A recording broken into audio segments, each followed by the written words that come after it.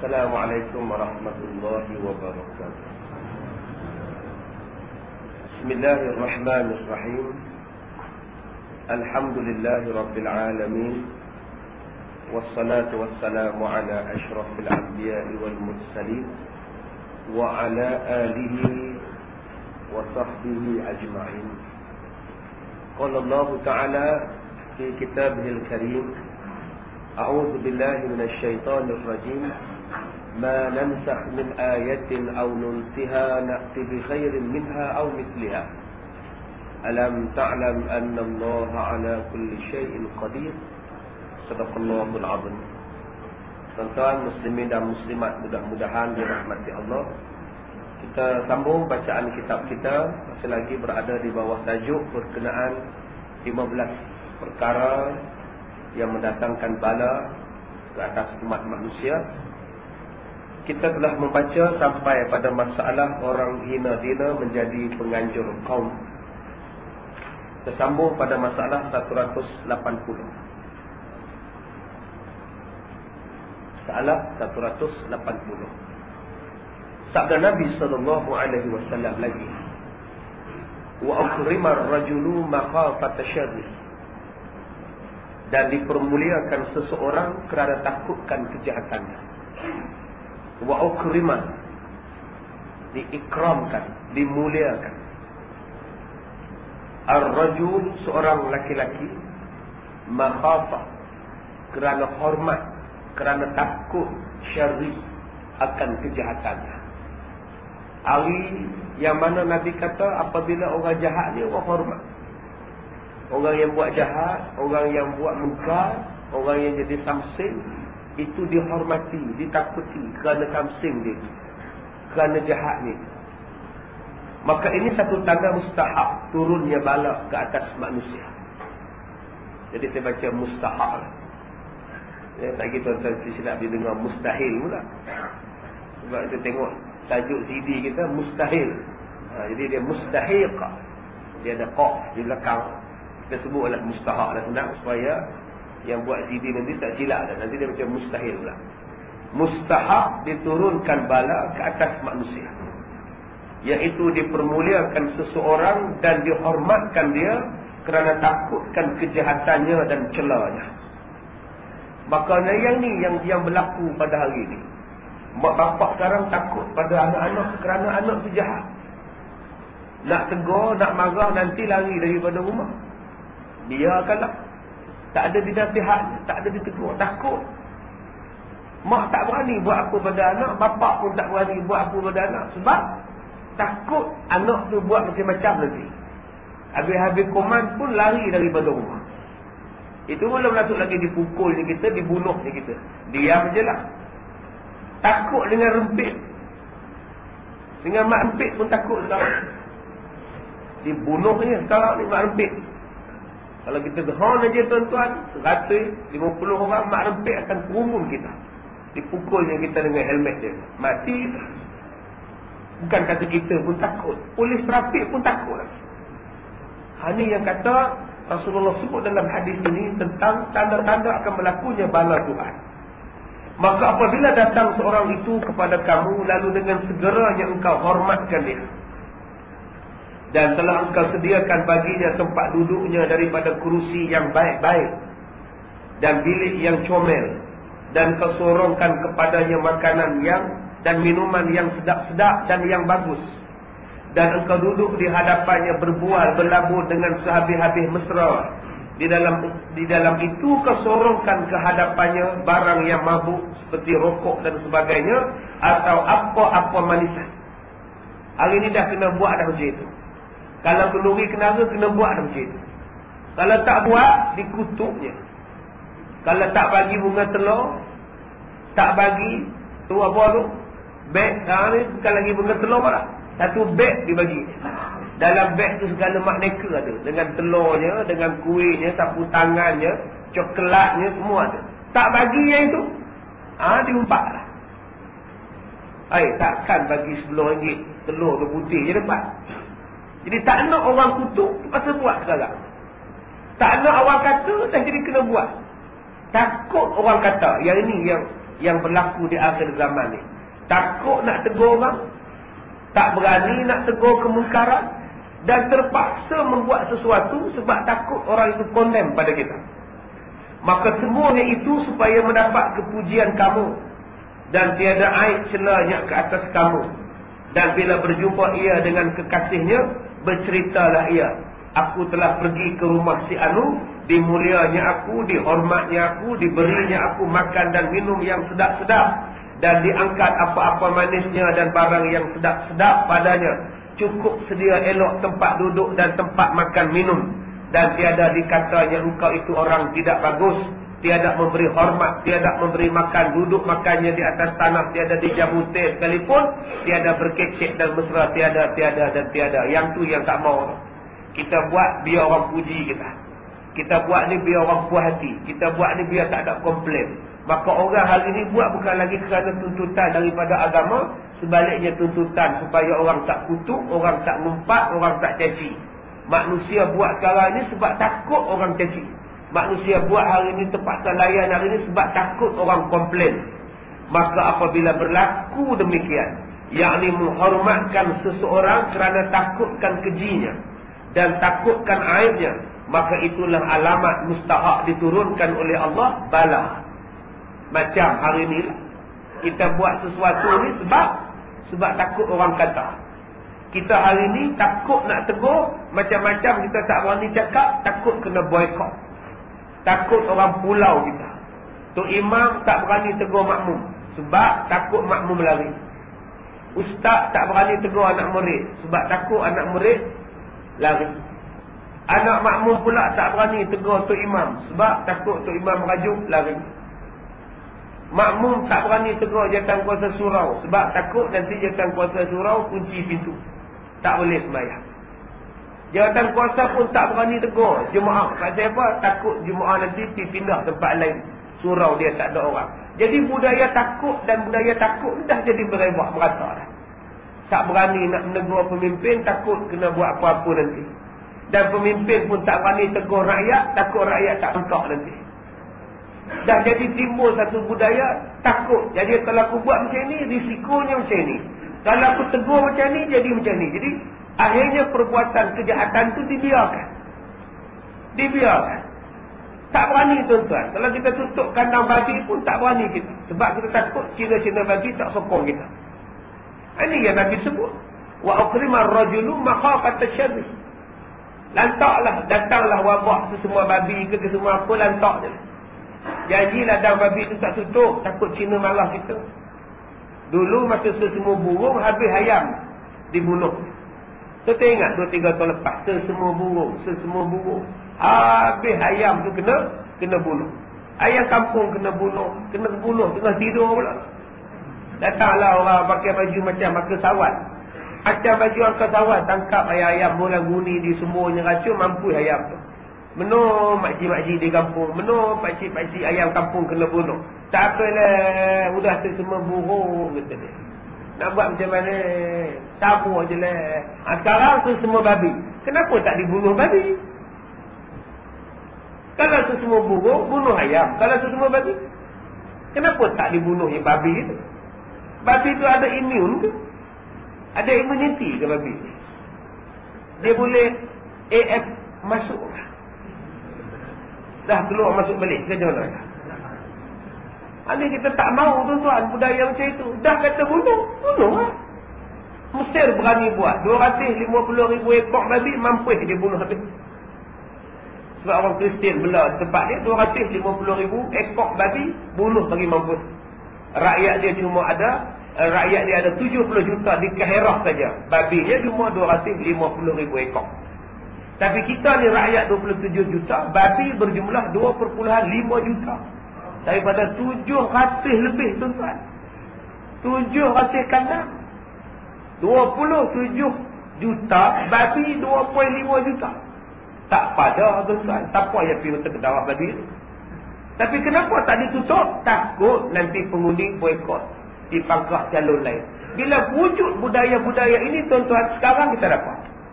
Mari penyakit, hari ni dah resmi dah. Dah mari dah. H1N1. Dah sampai dah di Malaysia. Influenza A, H1N1. Dulu dipanggil semua babi. Tapi pasal babi tersinggung, tukar nama lain sekarang. Babi terasa, tukar nama lain. Dah sampai dah tuan-tuan negara kita. Dalam kita duk jaga, dalam kita duk beduk, dalam kita duk jaga sana, kontrol sini, sampai juga. Kita jaga di pintu masuk, kita jaga di KLIA, kita jaga di sempadan. Tuk-tuk Seremban dengan Melaka kena. Meningitis. Dah mati lagi seorang meningitis pula. Kemarin, Akademi JPJ. Hari ni pula, Pula Pol punya pelatih pula. Kita tekak di sini, mari tang sini. Tak dan habis demam denggi, dia mari demam cikgunya. Habis demam cikgunya, dia main pula semua babi dah. Tak habis semua babi, meningitis pula datang. Yang ni yang Nabi sebut dalam hadis ni. Puncanya apa? Puncanya sebab kita takut nak cakap. Takut nak ambil tindakan. Terlalu nak jaga hati orang. Bila terlalu nak jaga hati orang, tidak mau menjaga peraturan Allah Ta'ala, ini dia tuan-tuan. Jadilah pada kita bala-bala yang datang pada kita, yang rasa sekarang ni tak tertepis dengan kita ni.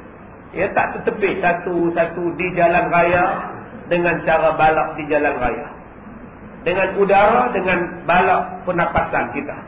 Dengan balak semua, nak nafas tak boleh dan sebagainya.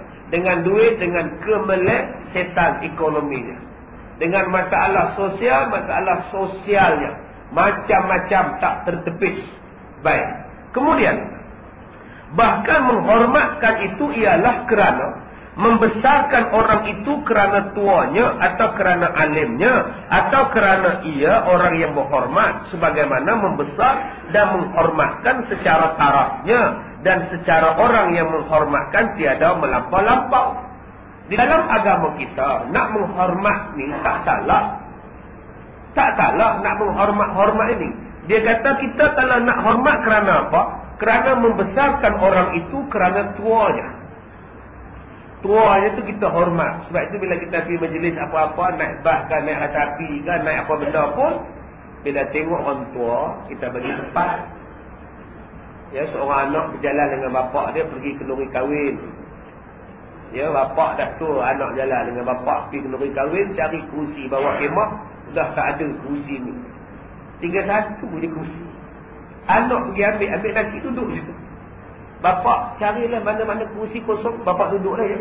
Arab tu perbuatan anak. Patut kau bagi pada bapak kamu. Ini dia duduk atas kursi, dia tunggu bapak dia. Bapak ambil dah bapak, agak-agak tak ada kursi, makan juga pokok dia bapak, duduk sini lagi sudah. Ini contoh orang tak hormat kepada orang tua. Dia kata yang nak hormat pada orang tua. Nombor satu. Yang kedua, hormatkan kerana alimnya. Kerana ilmunya itu kita hormat. Ciumlah tangan orang tua, tak salah pun. Ciumlah tangan orang alim ni, tak salah pun. Atau kerana dia orang yang berhormat. YB lah tu. Kerana dia orang berhormat, kita hormatlah dia. Ya, baru bulan lepas saya pergi ceramah di mana kah? Saya ceramah tu YB datang resmi. Banyak agenda tuan-tuan, letih tuan-tuan. Letih amat. Kita sampai pukul 9 pagi. Saya nak cakap 11.30 baru boleh cakap.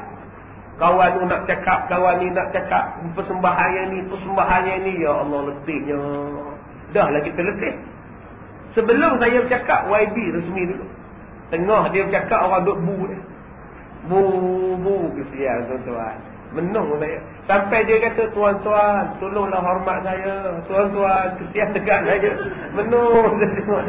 Kalau saya yang gede, dia balik lagi pasal nasi di rumah. Dia YB perempuan. Orang tak suka. Zaman lah dia kata, boleh belah. Ya Allah. Kesian kat dia tuan-tuan. Saya pun dulu nampak. Jadi tuan-tuan ialah dia belah mana pun letak kat dia lah. Tapi sebagai pemimpin, hormat dia lah. Agak-agak tak mau dengar pergi jamban. Agak-agak tak suka dia cakap apa tu, tuan-tuan duduk menung dalam tandas tu. Dia habis, baru keluar. Janganlah kita bu dia, kesian dia tuan-tuan. Kesian. Saya tengok pun kesian. Baik, kemudian dia kata hormat dia, membesarkan dia dan menghormatkan secara tarafnya. Dan secara taraf orang yang menghormatkan tadi pula tiada melampau-lampau. Janganlah hormatnya yang melampau-lampau sangat, yang bukan-bukan sampai dia kata berhabis-habis diri berhutang. Nak sambut menantu sampai habis-habis hutang ni. Itu yang datang jumpa saya bawa kad bank. Dia kata, ustaz tolong pegang kad bank ni. Ini kad saya. Ustaz pinjamkan saya 10,000. Sebab anak saya nak kahwin. Saya kata, dah tak ada duit, buat apa nak 10,000? Kahwin sudah lah, nikah sudah. Ambil 10 talam, buat di surau sudah lah. 10,000 juga. Tak boleh. Tak apa kata orang. Nampak-nampak ni. Apa kata orang? Orang pun ada anak, buat 10,000, kita pun ada gitu. Tak. Lah masalahnya, kita ada anak, tapi tak ada duit. Demo ada anak, demo ada duit, boleh buat 10,000. Kita ni cuma ada anak, duit tak ada, nak buat apa? Tak payah buat 10,000. Tak apalah ustaz. Biarlah saya buat. Nak sewa di dewan pula tu. Kalau sewa kemah depan rumah je, bila ada nak sewa dewan seekor, 10,000 nak pinjam duit saya. Saya kata minta maaf lah Tuan Haji. Minta maaf. Tak apa ustaz pegang kad ni, ustaz cocok je. Saya kata kalau duit ni ada, kad ni ada duit, buat apa Tuan Haji bagi saya pegang? Maknanya tak ada duit. Saya kata minta maaf, saya nak pakai sekolah banyak. Banyak nak pakai duit. Ini pun menyakit tuan-tuan. Jadi kadang-kadang saya fikir juga, dah tahu tak ada duit, kok kena buat apa? Yang nak seronoknya orang lain. Yang menung setiap malam, bayar ke dia hutang ke ni? Kita yang menung. Yang anak dengan menantu dia seronok je tuan-tuan. Dia tak tahu pak dia berhutang. Dia melok bulan madu kat Pangkor lagi. Yang kita ni bulan madu di mana ni? Lain kalau pak dia tu kahwinkan kita dengan anak dia, tak apa. Boleh gagak kita bagi pun. Ini yang rasanya orang lain, kita yang teruk pula. Jadi ini yang banyak orang buat macam tu sebab apa? Sebab tak nak orang kata. Kalau buat kenduri sikit-sikit, nanti orang kata. Buat kenduri sikit-sikit, nanti orang kata, kena cukup lah, dah mengandung lah. Ini tabiat kita. Cuba tuan-tuan tengok tabiat orang kita. Kalau kenduri hantarannya mahal-mahal, kita kata apa? Macam jual anak kan? 20,000, insya-Allah. Sekarang dah meniaga anak dah. Orang duk gempas. Berapa ribu hantaran dia? 1,500. Ya Allah, murahnya. Mesti ada apa-apa. Mahal pun salah, murah pun salah. Ini tabiat orang kita ni tuan-tuan. Sebab tu kalau kita nak kira semua orang, memang susahlah hidup kita. Sekarang kita kira satu je, kira hukum. Kira Allah Ta'ala. Allah kata haram tak? Allah kata berdosa tak? Kalau tak haram, tak berdosa, sila buat. Kalau nak kira orang ni tuan-tuan, buat baik pun salah, buat jahat lagi orang kutuk. Buat baik pun orang kutuk. Jadi sekarang jangan takut kepada orang cakap. Sekarang kita buat je dulu tuan-tuan. Janji benda tu tak salah pada hukum.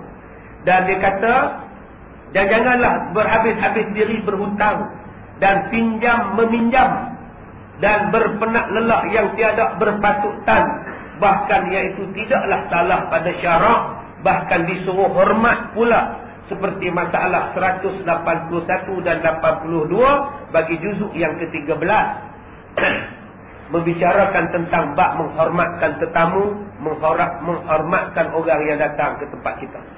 Di sini dia sebut tuan-tuan tentang berhutang. Tuan-tuan buka dalam Bahrul Mazi jilid yang ke-14 berkenaan wasiat. Bab berkenaan wasiat yang mana ada kitab. Dalam hadis berkenaan dengan wasiat itu, dia ada 6 benda yang disebut oleh Rasulullah sallallahu alaihi wasallam. Iaitu yang pertama, tidak ada wasiat bagi orang yang layak mendapat pusaka. Orang yang layak dapat pusaka tidak ada wasiat. Anak tuan-tuan tu wasiat. Anak tuan-tuan tu ahli pusaka, ahli waris. Mati je tuan-tuan, anak tuan-tuan akan dapat harta tuan-tuan. Maka anak tuan-tuan tidak perlu diberi wasiat. Wasiat harta tak perlu, sebab mereka ni dah tentu dapat harta pusaka. Jangan tuan-tuan wasiat pula. Tanah bapak di Ampang bagi dekat Abang Long. Tanah bapak di Kemesah bagi dekat Angah ya. Tanah bapak dekat dengan Gombak bagi dekat Acik. Itu wasiat yang tidak sah, kerana Acik ke Angah ke Along ke sudah tentu mendapat harta pusaka. Kalau tuan-tuan nak bagi sekarang tengah hidup. Nama dia hadiah ataupun hibah. Bagi siap-siap, tukar nama siap-siap, tukar geran siap-siap. Yang itu nama dia hibah, pemberian semasa hidup, yang tu tak salah, silakan. Tapi kalau wasiat untuk ahli-ahli waris tak disuruh dan tidak sah, melainkan ahli waris bersetuju. Kalau ahli waris tak setuju, maka tidak sah wasiat itu. Baik. Tetapi orang yang tidak berhak menerima harta pusaka boleh menerima wasiat dengan syarat tidak lebih daripada 1/3. Seperti anak angkat, tuan-tuan. Anak angkat tak layak dapat pusaka, maka tuan-tuan bolehlah wasiatkan. Kalau ayah mati, duit ayah sekian banyak bagi pada adik angkat kamu. Dia ni orang susah, ayah bela dia. Maka boleh diberi. Sebab tak lebih daripada 1/3. Itu bab wasiat. Kemudian Nabi cerita pula tentang angkat. Nabi kata jangan bubuh anak orang dengan bin kita. Haram. Kita bela anak orang, kita binkan pada kita. Hukumnya berdosa. Walaupun anak tu ialah anak kakak kita, anak abang kita. Kita bela, kita bubuh nama kita. Hukumnya adalah haram.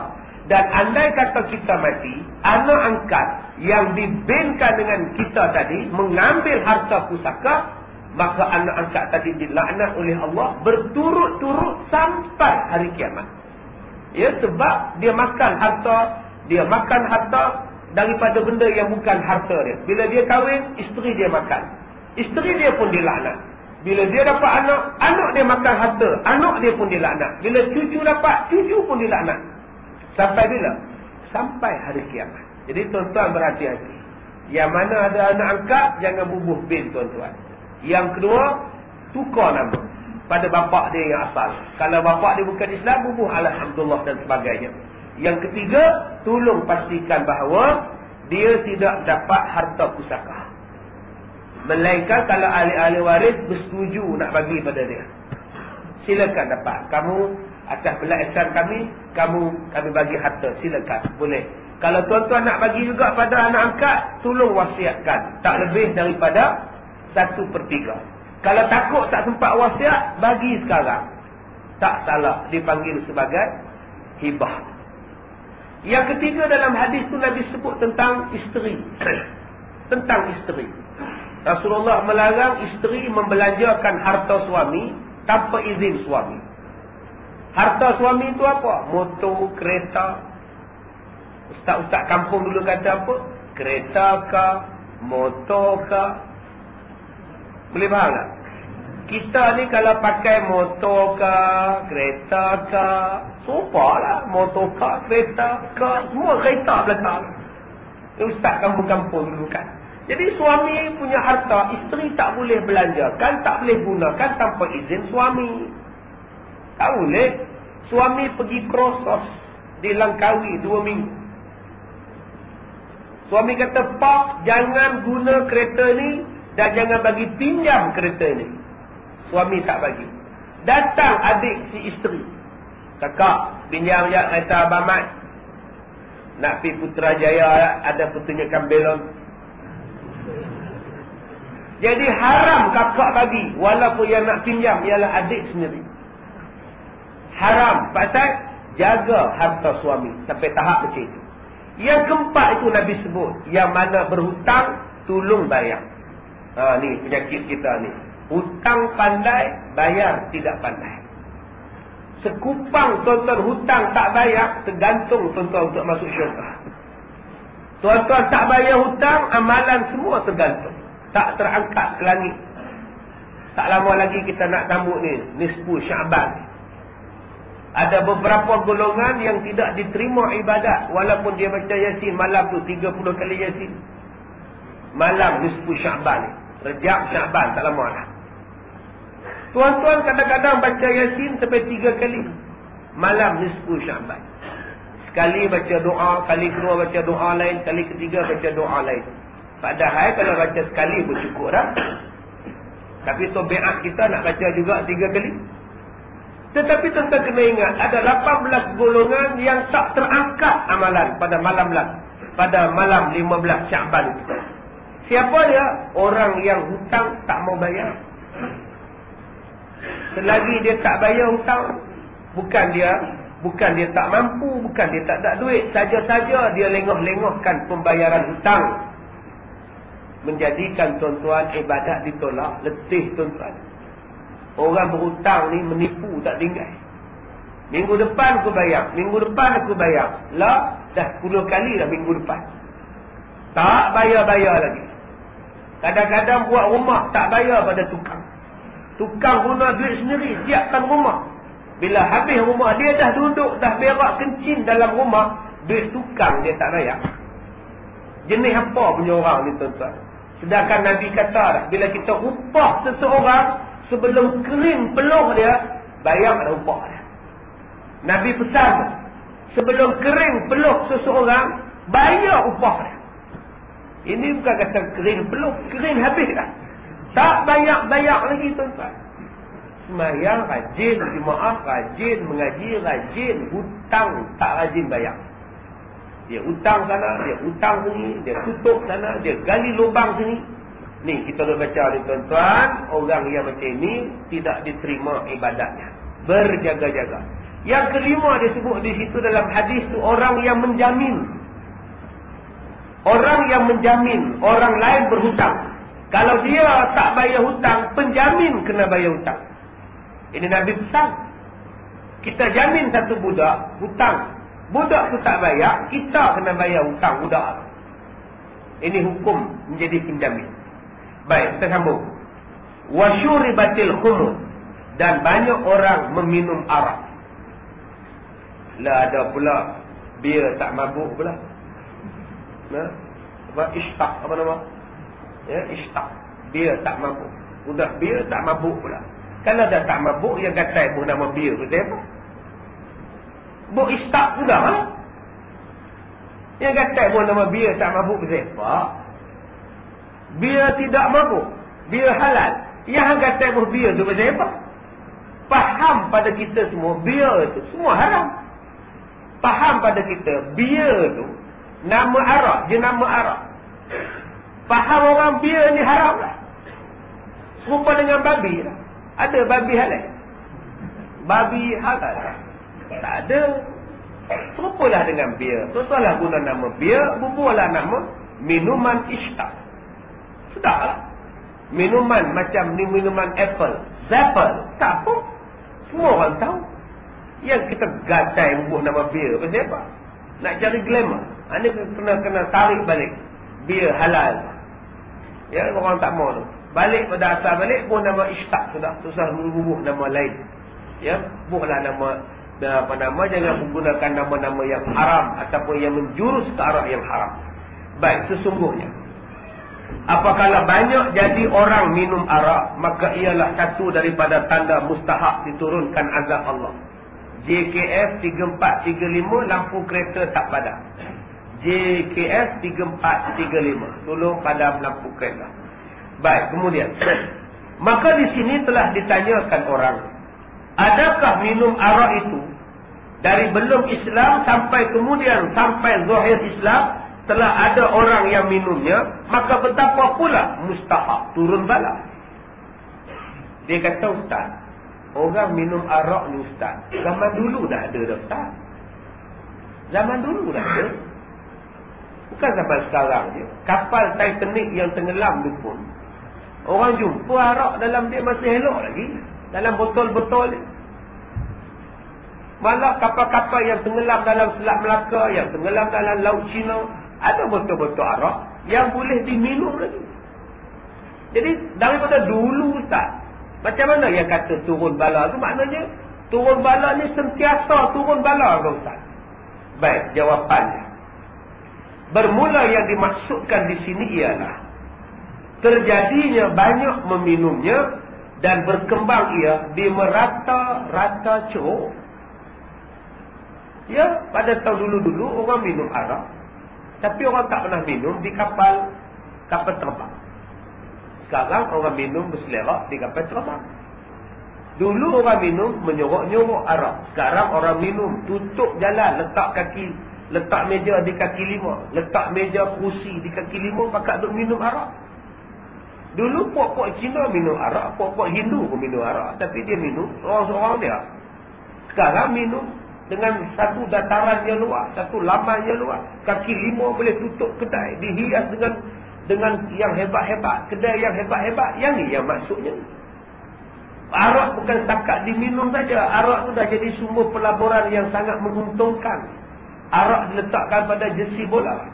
Dan semua orang minat kepada Liverpool. Sedangkan Liverpool itu ditaja oleh Carlsberg. Orang minat. Memang tuan-tuan tak minat arak. Tapi tuan-tuan minat Liverpool. Stephen Gerrard. Saya sebut je. Minat. Sama lah tu. Minat pada dia seolah-olah menyokong kepada arak. Tuan-tuan dia buat kempen boykot Yahudi, boykot Yahudi. Boykot Liverpool dah juga. Jadi juga peminat The Reds pakai baju merah juga. Bila lawan secara langsung EPL, kita tengok bola di kedai mamak pukul 2-3 pagi, tengok Liverpool lawan dengan Arsenal. Kalau tuan-tuan boykot kepada Yahudi, boykot kepada barangan-barangan Yahudi, kenapa tak boykot kepada Liverpool? Liverpool juga menyokong Arab. Malah di jersey dia terpampang dalam gambar Arab. Sama lah tuan-tuan. Sebab tu kalau kita hari ni bercakap tentang soal Yahudi, soal boykot, mana ada orang sebut dalam negara? Tak ada lah ceramah nak boykot Yahudi. Tak ada lah cerita perindatan Yahudi. Yang mana masih kuat di kereta dia masih ada lagi Save Gaza. Yang mana masih kuat lagi Save Palestine ada lagi. Yang mana tak ada lah dengan stiker tu pun dia buang habis. Kita tidak mau menjadi manusia yang hanya semangat dia sikit. Kita nak kalau kata haram, haram terus. Yang berkaitan dengan dia pun haram, aku tak suka terus. Tu Ustaz nak suka dengan apa Ustaz? Kalau lah Liverpool tak boleh, MU tak boleh. Allah berlambak lagi tuan-tuan. PKPS Selangor ada. Apa tak bolehnya? UPB my team. Allah. Tu pun kira hebat pun tuan-tuan. Johor Pasir Gudang kira hebat. Okey lah tu. Daripada benda-benda Arab ni. Baik, kemudian. Maka dengan sebenarnya apabila dilihat sebagaimana zaman kita ini telah mengata arak itu segenap kampung dan ceruk-ceruknya orang minum arak. Dan arak itu dijadikan dalam bentuk yang lain daripada cair. Nama syabu, ekstasi, pil eramin dan sebagainya. Kalau minum arak menjadikan hilang ingatan. Bila makan pil juga jadi bodoh, jadi something, jadi ganas. Dan jadi tuan-tuan, akibat daripada arak, akibat daripada dadah ini, dia datang penyakit yang bermacam-macam. 84,000 sekarang orang yang kena HIV positif. AIDS. HIV AIDS saja sekarang di negara kita 84,000 orang. Banyak tu tuan-tuan. Bila kita ambil berat tentang AIDS? Bila Rock Hudson mati. Bila mati saja Rock Hudson, seluruh dunia bercakap tentang AIDS. Maka kita berkata insya-Allah di Malaysia tak ada AIDS, di Malaysia ni kita kontrol. Selepas hampir 15 tahun, 20 tahun AIDS, 84,000 yang berdaftar tu tuan-tuan. Kebahagiaan besarnya berpunca daripada apa? Dadah. Berkongsi jarum suntikan dan sebagainya. Dan ulama-ulama mengatakan bahawa dadah termasuk kategori arak. Arak termasuk di dalam kategori dadah yang menghilangkan akal. Diberinya nama yang berbagai-bagai. Tidaklah senang orang-orang yang jahil mengenal arak ataupun bukan. Diberinya nama bir. Seperti bir. Maka iaitu ada beberapa banyak jenisnya dan berdarjah-darjah mabuknya. Ada bir yang diperam secara moden. Ada bir yang diperam secara tradisional. Yang secara tradisional dipijak-pijaknya anggur. Tuan-tuan ingat ada perah macam kita duk perah buah kan? Arak tu dipijak ramai-ramai. Bubuhnya arak anggur dalam tong, pakai duk pijak. Sampai dapat air. Itulah cara paling mudah untuk mendapatkan air anggur sebelum diperam, sebelum dicampur dengan alkohol, maka jadilah arak. Dan jenis-jenis yang berjenis-jenis mahal dan sebagainya. Maka di sini hendaklah saudara ambil ingat. Setiap yang cair yang memberi mabuk itu namanya arak. Maka arak itu sedikitnya dihukumkan macam minumnya seperti minum yang banyak. Walaupun setitik. Walaupun setitik dibubuh di dalam makanan, dia tetap dikira arak. Walaupun tuan-tuan tak minum arak, tetapi tuan-tuan makan ayam yang direndam dalam arak, tetap dikira sebagai arak. walaupun tidak mabuk. Dan tidak, yakni jikalau minum setitik pun hukumnya macam minum sebotol, 2 botol.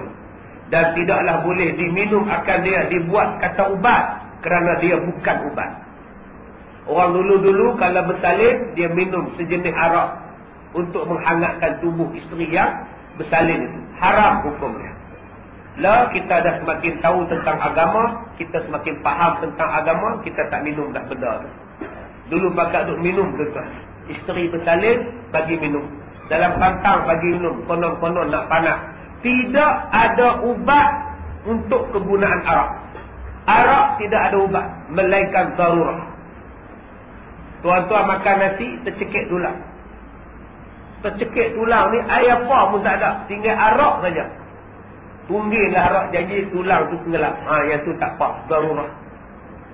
Menyelamatkan nyawa pada masa itu. Jangan orang duk bagi pula tanya, apa ni arak? Tak mau, mampus. Masa tu tak apa dah. Pasal dah tak ada. Dah cekik perut dia pun tulang tak mau keluar juga. Tumbuk dia pun tak mau keluar juga. Lah kali bagi arak. Pergi pinjam kedai Cina sebelah. Pada masa itu lain cerita dah. Sebab dia darurah pada masa itu. Bahkan dialah seperkara benda yang mendatangkan mudarat dan dia dipanggil sebagai umul khaba'ith, ibu kepada segala kejahatan.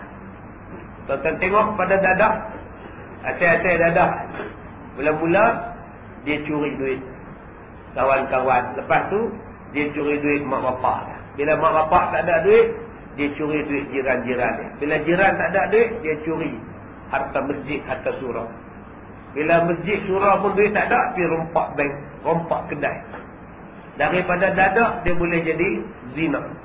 Daripada zina dia boleh campak budak, dia bungkus budak, pitok wah gatik. Bila orang tahu, dia takut orang tahu, dia bunuhlah budak. Daripada zina dia naik kepada bunuh orang. Puncanya apa? Puncanya adalah daripada arak. Jadi kalau kita nak selamatkan jalan raya daripada pemandu mabuk, bukan buat kempen, don't drink and drive. Sebaliknya, tutup kilang arak. Tidak ada alasan untuk buka. Orang Cina tak boleh minum, orang Hindu tak boleh minum. Nak minum, minum dalam bilik apa. Tak boleh minum tepi jalan, bawa kereta pula. Sekarang ni Hindu senang. Dia bunuh orang, lepas tu dia bagi mabuk. Bila polis tangkap, dia kata, saya tak salah, saya mabuk, saya tak sedar. Banyak tuan-tuan.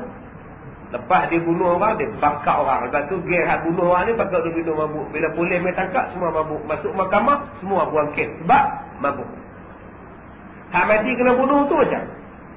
Dia ada anak, dia ada isteri. Dia ada mak bapak nak kena tangguh. Mereka lepas kes. Macam apa? Mabuk. Sebab tu dalam Islam, siapa yang mabuk, bunuh orang, tetap dihukum bunuh. Kalau dia sengaja mabuk. Dalam Islam, suami yang mabuk menceraikan isteri dia, tetap jatuh talak. Sebab dia sengaja minum. Melainkan dia terminum. Dia tak tahu itu arak, dia pergi minum. Mabuk, yang itu tak kira. Tapi dia sengaja minum. Dengan sebab sengaja minum, kemudian dia mabuk, apa perbuatan dia pun dikira.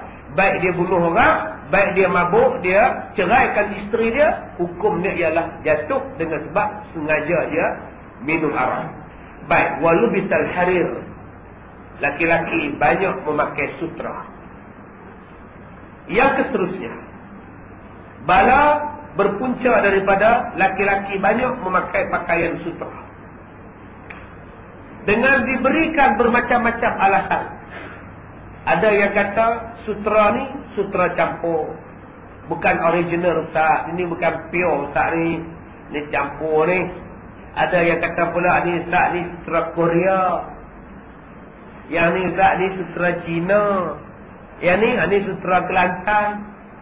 Macam-macam alasan nak boleh pakai juga sutra. Baik, kita tengok. Maka ini satu perkara yang banyak terjadi pada zaman kita. Iaitu banyak kaum laki-laki memakai sutra. Sutra ni tuan-tuan hanya dikhususkan untuk orang perempuan. Sebab sesuai dengan lembut orang perempuan, sesuailah kain dia itu dengan kelembutan orang perempuan. Laki-laki ni sifatnya kasar, orangnya pun kasar. Mana boleh pakai lembut-lembut? pakai kasar-kasar. Ada juga orang perempuan, dia kata pakai sutera ni tak boleh bawa semayang. Baju sutera, sebab sutera ni buat pada tai ulat, katanya. Najis. Siapa kata najis? Kalau najis, takkan boleh pakai. Kalau sutera tu najis, takkan tuan-tuan boleh pakai, ibu-ibu boleh pakai sutera. Dia kata, ustaz, sebab ustaz mengajar, ada ustaz mengajar, dia kata tak boleh pakai. Pakai baju kurung, tak boleh pakai dengan telekung semayang. Buang baju kurung sutera tu, haram, najis, buat pada tai ulat. Dia kata sutera ni pun ada buat tai ulat, haram lah. Kesian kat ustaz. Ya, payah ustaz. Kalau sutera tu najis, apa sebab Allah hukumkan halal orang perempuan pakai baju sutera? Maknanya dia tak najis. Benda najis ni, laki-laki tak boleh, perempuan pun tak boleh. Itu makna najis. Ini dikhaskan untuk orang perempuan. Macam mas. Mas perhiasan itu untuk orang perempuan. Pakaian mereka, silakan. Orang laki-laki tak boleh pakai mas, melainkan gigi mas. Ya, itu pun kalau dah habis ikhtiar. Dengan gigi palsu tak boleh buat. Dah 4 kali dah buat gigi palsu. Asyik buat, busuk. Asyik busuk, buat. Ya, dia tak boleh. Mulut dia tak boleh dengan gigi batu biasa. Jadi dia pergi jumpa tukang. Tukang kata, ini encik, lu taklah boleh pakai ni gigi batu lah. Lu punya gusi taklah elok. Sekarang lu pakai mas lah. Gigi mas taklah busuk punya. Boleh pakai gigi mas. Hukum boleh. Ya. Minyak wangi alkohol. Ya, tuan-tuan tu khilaf ulama. Ada ulama berdapat mengatakan bahawa boleh bawa sembahyang. Dia tidak dikira najis. Baik, jadi tuan-tuan, masalah laki-laki pakai mas tadi, yang pertama dibolehkan memakai gigi mas. Tak salah. Yang kedua, boleh dipakai hidung mas. Ya, tuan-tuan, hidung ni perompak geng ibul ke apa kan, dia masuk dalam rumah. Dia tetahnya hidung kita ni putih. Ni, putih hidung. Cari sepepat tak jumpa. Takkan tuan-tuan nak terbuka hidung jalan. Hujan turun, jenuh masuk dalam hidung. Maka boleh dipakai hidung mas sebagai hidung palsu. Tapi zaman kita sekarang, bahaya. Tuan-tuan kena pakai grill. Ya, bawakan grill pusing satu kampung. InsyaAllah orang tak rompak. Kalau tidak orang rompak, serahkan hidung.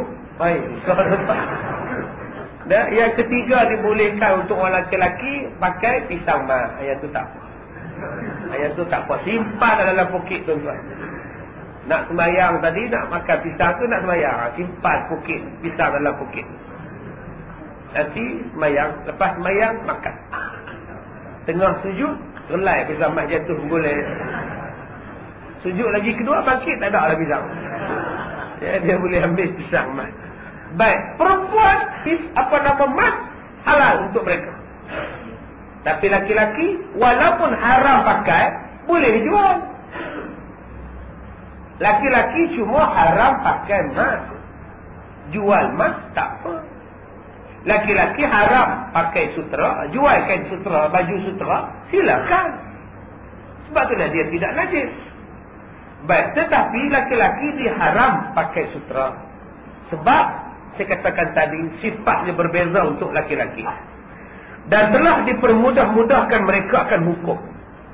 Ada yang berkata, pakai sutera campur tak mengapa.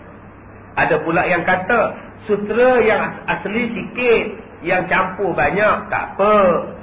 Ada pula yang memakai sapu tangan sutera, tak apa. Lepak-lepak sapu tangan, bolehlah baju kot, tak apa. Ada yang kata tai ni tak apa sutera. Bukan luas mana tai ni pun ustaz. Macam-macam dalil. Lama-lama hingga tiada perbezaan banyak dan sedikitnya habis dipakai belakang. Tiada seorang berdua yang memakai demikian. Yang memperbuat demikian itu mengeluarkan hukum dengan remuk-remuk kata dan sangka-sangka juga. Hingga jadi umum balwa pada memakai sutera itu dengan sebab dipermudah-mudahkan akan hukumnya. Dengan tidak dipelajari betul-betul akan hukum memakai sutera. dan tidak mengambil berat pada menjauhkan benda yang haram. Dengan hal yang demikian, sudahlah laki-laki serupa perempuan dan serupa dengan orang perempuan yang memakai yang halus-halus dan yang enak bagus. Maka laki-laki pun ikut sama memakai batik sutra, baju sutra dan sebagainya. Nak kenduri kahwin pun buat baju Melayu sutra. Haram dengan semata-mata haram. Baik, bagaimanakah laki-laki dibenarkan memakai sutra? Yang pertama, laki-laki diharuskan memakai sutra apabila dia mengidap penyakit kulit. Yang mana penyakit kulit itu menyusahkan dia kalau dia pakai baju biasa. Panas, gatal, merebak, miang. Maka diharuskan dia memakai pakaian sutra kerana sakit kulit. Bagi mazhab Syafi'i, boleh dia pakai baju sutra tu untuk dia keluar rumah. Sebab badan dia panau, kurak, kayak, alergi kulit. Jenis aku berbiji-biji badan ni yang keluar nanah tu, kalau pakai baju biasa ni lagi kuat merebak dia. Bagi mazhab Syafi'i boleh pakai sampai keluar rumah. Bagi mazhab lain sekadar dalam rumah dan dalam laman saja yang boleh pakai baju sutra. Kalau orang yang berpenyakit kulit. Jadi tuan-tuan, kalau tuan-tuan pergi majlis makan malam ke makan siang ke, tengok banyak laki-laki pakai baju sutra, tuan-tuan pandang baik. Orang tu mungkin panau, kurak, ya, sayap. Jadi pandang baik. Susah humpak lah dosa. Jadi tuan-tuan anggap baiklah. Sayap ke mata, kurak dulu. Hukumnya boleh pakai kalau dia berpenyakit kulit. Jadi kalau tuan-tuan tak mau dituduh kurak, susah pakai. Kalau saya tak ada kurak, saya pakai juga tak berdosa. Yang kedua, dibolehkan laki-laki memakai sutra untuk menutup pakaian dia yang koyak. Jika tidak ada kain lain yang boleh menutup baju dia yang koyak. Dengan syarat tidak lebih daripada 4 jari. Untuk tampung baju dia yang koyak. Itu saja 2 keharusan bagi orang laki-laki memakai sutra. Pertama, apabila hujan. Di luar hujan. Pertama, apabila penyakit kulit. Yang kedua, apabila tuan-tuan menampung baju yang terkoyak, yang rosak dan sebagainya dengan tak lebih 4 jari. Ustaz, sapu tangan Ustaz, cuba kira sapu tangan berapa jari? Tak, 10 jari sapu tangan, tak boleh pakai. Tai Ustaz, tai sutra, tak boleh pakai. Ustaz ni, tai sutra ni hadiah isteri ulang tahun yang ke-10 Ustaz. Hadiah tak hadiah, hukum haram. Lepas tu takkan nak bakar Ustaz, siapa suruh bakar? Tak ada siapa suruh bakar. Pergi jual kat Cina. Okey. Ni isteri saya beli 300, sekarang saya jual sama lu 100 dah. Haram ke Ustaz? Tak haram, tak mampu Cina pakai. Tak salah. Okey? Baik, adalah syarat kita menjadikan harus dipakai sutra itu bagi orang perempuan saja. Kerana perempuan itu ialah perhiasan bagi laki-laki. Kunna libasul lakum. Mereka, yakni perempuan, adalah perhiasan bagi orang laki-laki. Sebab itu sunat pada orang perempuan, berhiaslah dalam rumah. Jangan bila pergi kenduri pakai sutra, duduk dalam rumah, apa pun tak pakai. Kain batik, baju t-shirt, upin dan ipin.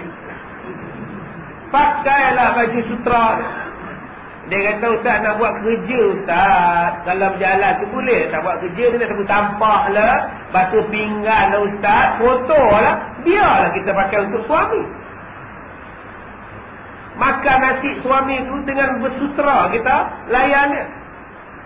Baju kurung sutra lagi, baju tidur sutra, layan suami. Tak salah. Sebab dia adalah perhiasan bagi orang perempuan.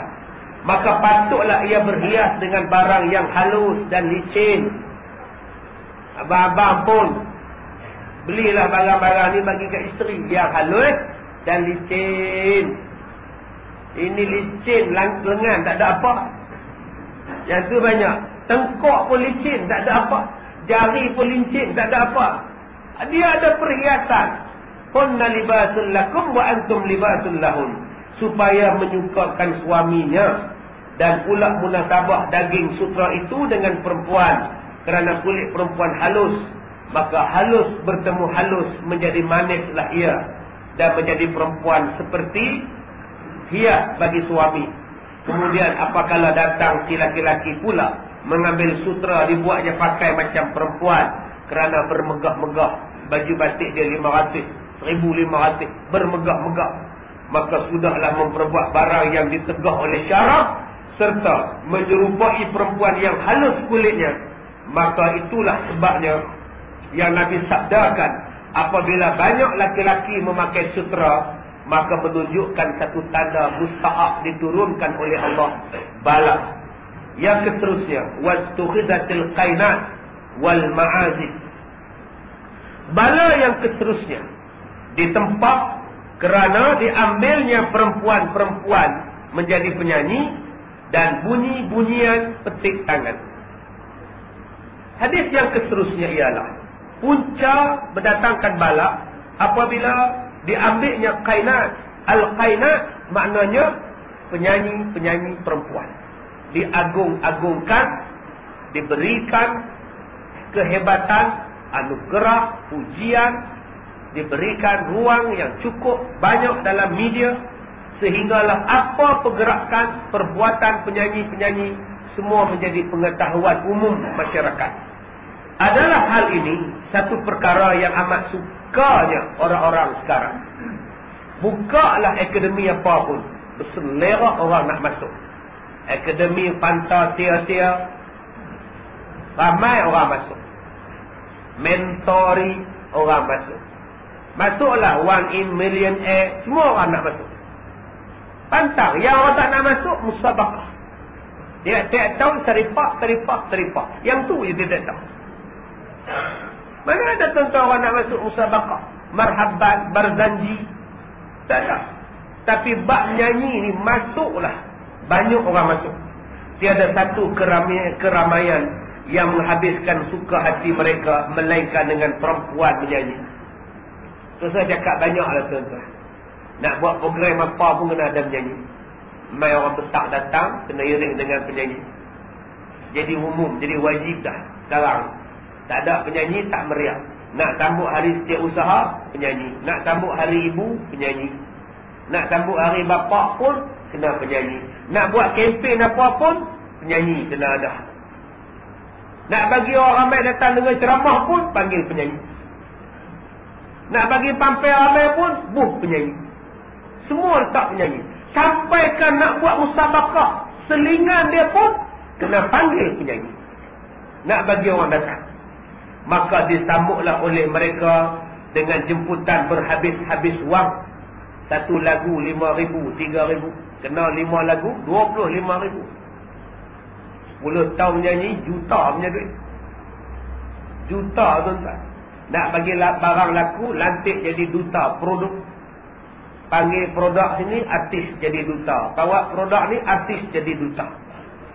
Dan dijemputnya dengan berhabis-habis wang kerana menghadirkan gelangan tari dan menyanyi. Penuhlah mereka riuh rendah, suka ria menghadap tari menari dan menyanyi yang bermacam-macam daripada perempuan-perempuan sundal dan perempuan-perempuan wayang dan lain-lainnya. Itulah yang banyak berlaku di zaman kita pada hari ini, segenap negeri dan bandar. Maka itulah yang disabdakan oleh Nabi, apabila telah banyak diambil perempuan penyanyi, maka itulah satu tanda mustahak turun bala. Kalau belah Kuala Lumpur macam kita ni, disco merata cerok, kelak malam rata-rata. Belah kampung tu, karaoke kampung. Kedai kopi buruk yang amat belah siang. Malam ni hidup. Disediakan satu set, satu sudut untuk orang perempuan ini karaoke. Order mi bandung, nasi ayam kampung dengan teh tarik sambil main karaoke, tengok orang perempuan menyanyi. Di kampung semua dah buat macam ni tuan-tuan. Semua dah buat. Dia masing-masing ikut tempat. Style kita macam ini, style kampung macam ini. Dilantiknya, dicarinya muzik dan penyanyi untuk menghiburkan orang. Yang ke-184. Yang ke-184, alat-alat bunyi-bunyian. Alat bunyian adalah alat-alat bunyian amatlah berkembang biak dan amat sukanya orang sekarang. Awal-awal alat bunyian Yang mereka buat ialah gambus dan biola. Dan lain daripada itu seperti serunai, bangsi, gendang, rebana menjadi ikutan. Telah berkata mereka biola dan gambus dan beberapa macam alat muzik tidak haram. Telah bersandar mereka itu akan dakwanya menunjukkan tidak haram, iaitu hadis Al-Bukhari, Muslim dan lain-lainnya. Supaya terpedayalah orang yang jahil pada dakwa bohong mereka itu. Dan dengan sebab mereka itu mau menurut hawa nafsunya, maka mereka menghalalkan sesuatu yang haram dan menyesatkan orang lain. Sedangkan dalam hadis Al-Bukhari menunjukkan haramnya benda yang berpetik dan benda yang bergesek. Berdasarkan kepada bab ma jaa fi man yastuhilla al-khamr. Bab barang siapa menghalalkan arak.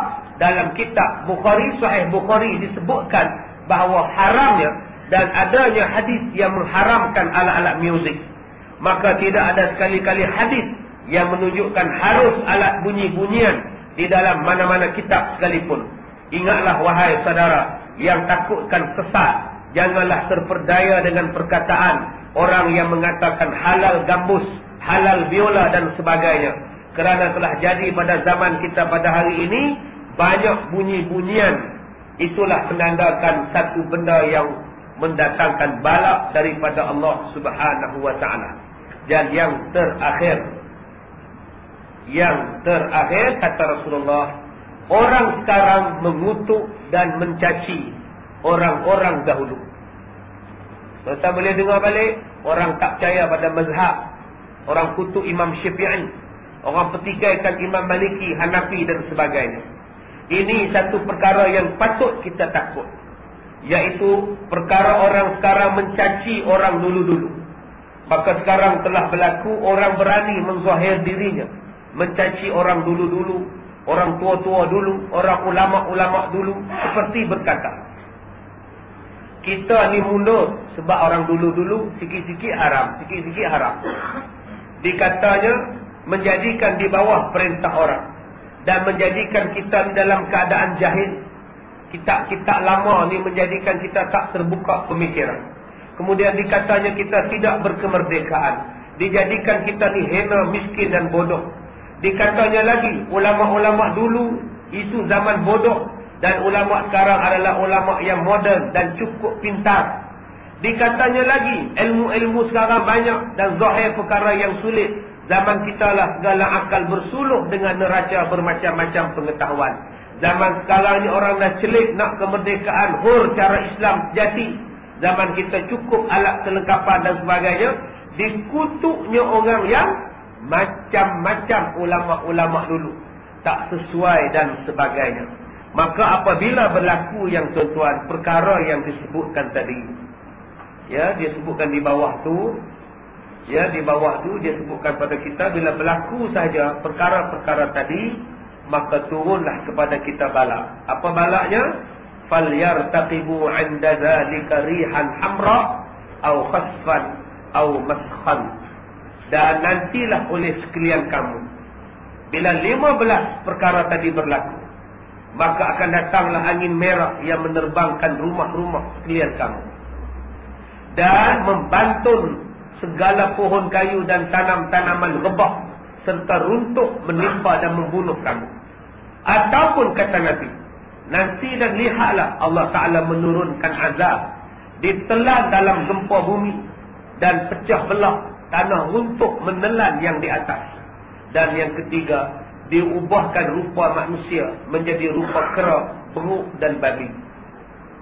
Itulah dia 3 azab yang Allah Ta'ala turun apabila 15 perkara yang Nabi sebutkan tadi kita kerjakan. Jadi tuan-tuan, kita akan huraikan lagi apakah maksud rihan hamra. Ada yang kata penyakit angin ahmar akan banyak merebak.